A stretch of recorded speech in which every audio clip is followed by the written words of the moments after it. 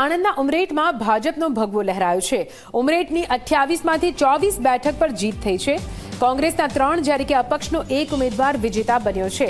28માંથી 24 બેઠકો પર ભારતીય જનતા પાર્ટીનો ભગવો લહેરાયો છે। માત્ર 3 બેઠકો કોંગ્રેસના ફાળે જ્યારે કે 1 બેઠક પર અપક્ષ વિજય બન્યો છે। આપ અહીં ખાતું નથી ખોલાવી શક્યું। ઉમરેઠ નગરપાલિકા કોંગ્રેસના 3 અને ભાજપનો ભગવો।